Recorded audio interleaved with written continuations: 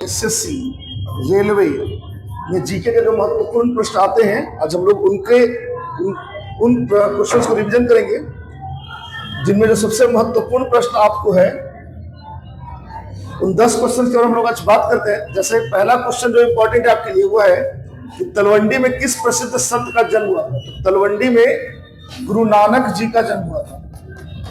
तलवंडी में गुरु नानक जी का जन्म हुआ था और तलवंडी आधुनिक पाकिस्तान में है और गुरु नानक जी का जन्म 1472 में हुआ था।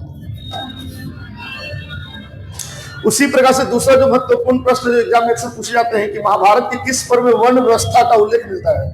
तो महाभारत के आदि पर्व में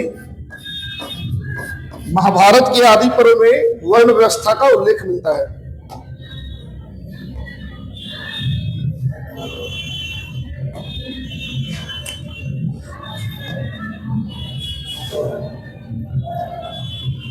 जो हमारा नेक्स्ट क्वेश्चन है वो ये है कि अनेक विदेशी यात्रियों ने भारत की किन दो चीजों को असामान्य माना है। तो वो दो चीजें जो असामान्य मानी गई है विदेशी यात्रियों के द्वारा वो है पान एवं नारियल। पान एवं नारियल। जितने भी विदेशी यात्री जो भारत भ्रमण पर आए उन्होंने पान और नारियल को पहली बार देखा था, इसीलिए उन्होंने पान और नारियल को असामान्य माना जो उनके देश में नहीं थे। अगला जो क्वेश्चन है किस नगर का अथवा उसके किले का वर्णन प्राधिकांश यात्रियों द्वारा किया गया है। तो मध्य युग में जितने भी जो विदेशी यात्री भारत आए उन्होंने ग्वालियर का बहुत उल्लेख किया है। भारत आने वाले लगभग यात्रियों ने जिस किले या जिस शहर का जिक्र किया है वह ग्वालियर है। तो यह भी बड़ा ही महत्वपूर्ण प्रश्न है जो आपको एडीओ के एग्जाम में भी देखने के लिए मिल जाएगा। नेक्स्ट क्वेश्चन हमारे ये कि बीजक में किसके उपदेश संग्रहित हैं। तो बीजक में कबीर के उपदेश संग्रहित हैं। कबीर, संत कबीर जो है इनके उपदेश बीजक में संग्रहित है। कबीर के बारे में कहा जाता है कि इन्होंने 3 शताब्दियों का प्रतिनिधित्व किया था, क्योंकि इनका जन्म 1398 में हुआ और मृत्यु 1518 में। लगभग 120 वर्ष की इनकी आयु रही। कांग्रेस और मुस्लिम लीग के बीच लखनऊ समझौता कब हुआ था। कांग्रेस और मुस्लिम लीग के बीच लखनऊ समझौता 1916 ईस्वी में हुआ था। ये 1916 ईस्वी का जो लखनऊ अधिवेशन ये अनेक कारणों से महत्वपूर्ण है, क्योंकि इसी वर्ष कांग्रेस के नरम दल और गरम दल भी एक हो गए और कांग्रेस और मुस्लिम लीग के बीच भी एक समझौता हुआ और इसी लखनऊ अधिवेशन में गांधी जी की मुलाकात नेहरू जी से हुई थी।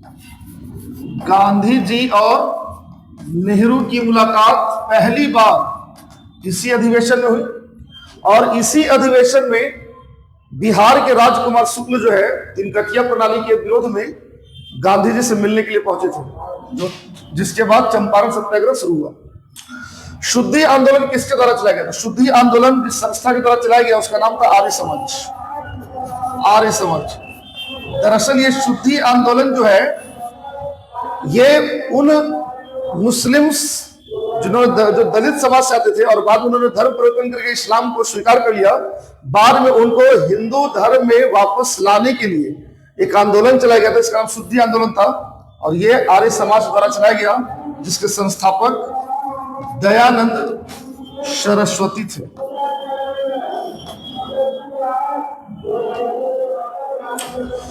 नेक्स्ट क्वेश्चन है कि हिंदू महासभा की स्थापना किस वर्ष हुई थी।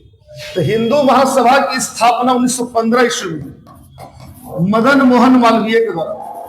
मदन मोहन मालवीय, इनका पूरा नाम महामना मदन मोहन मालवीय है। महामना मदन मोहन मालवीय।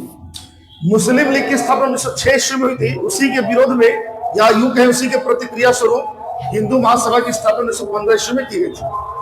अगला जो महत्वपूर्ण क्वेश्चन है अकबर ने जजिया कर को कब समाप्त किया। तो अकबर ने जजिया कर को 1564 ईस्वी में खत्म किया था। जजिया जो हिंदुओं पर लगने वाला कर था, इस कर की समाप्ति 1564 ईस्वी में की गई थी।